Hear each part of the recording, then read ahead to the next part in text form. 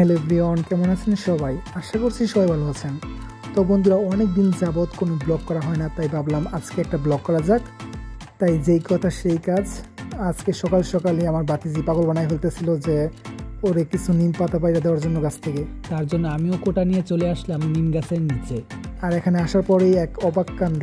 আপনারা হয়তো আমার মুখের রিয়াকশন দেখেই বুঝতে পারতেছেন কোনো একটা কিছু হয়েছে। আমি মাটি থেকে যখন নিম গাছের পাতাগুলো তুলতেছিলাম তখন হঠাৎ করেই খেয়াল করে দেখি প্রচুর পরিমাণে এই আজব ফলগুলো পড়ে আছে। আমি তো দেখে অবাক, কি এই ফল? জীবনে তো কখনো এই ফল দেখিনি। আপনারা কি এই ফল চিনেন? চিনলে কমেন্টে জানান।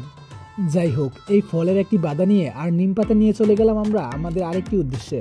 আজকে কোটা নিয়ে বের হয়েছি শুধু নিম পাতা পাড়ার জন্য নয়, আজকে অনেকদিন পর থোড়ের ভর্তা খাবো, তার জন্য কোটা নিয়ে আসলাম। আমাদের নরসিংদী জেলায় প্রচুর পরিমাণে কলা হয়, আর এই কলার থোড়ের ভর্তা যে কি পরিমাণ মজা তা বলে বোঝাতে পারবো না। তাই আমার বাতিজিকে বলতেছিলাম যেহেতু কোটা নিয়ে আসছি তাই থোড়ের ভর্তা খাওয়া যাক। তাই কলার ছড়ি থেকে অনেকগুলো থোড় পেরে নিলাম। আমাদের নরসিংদীর সাগর কলা জিআই পণ্য।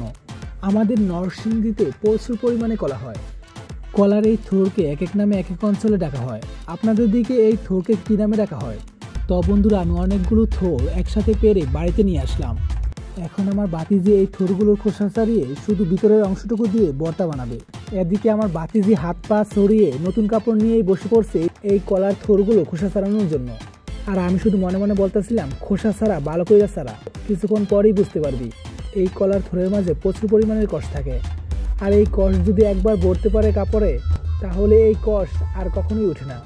এদিকে আমার বাতিজি কলার থোড় থেকে খোসা ছাড়িয়ে চিকন করে কেটে কিছুক্ষণ লবণে এই থোড়গুলো ভিজিয়ে রেখেছে, যাতে করে এই থোড় থেকে সব কষ চলে যায়।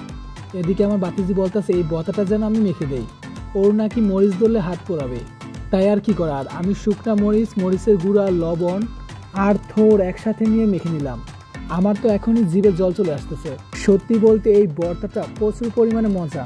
আপনারা যদি একবার খেয়ে থাকেন তাহলে আপনারা নিজেই বুঝতে পারবেন, আর যদি না খেয়ে থাকেন তাহলে আপনাদেরকে বলবো এই ভর্তাটা একবার হলেও খেয়ে ট্রাই করবেন।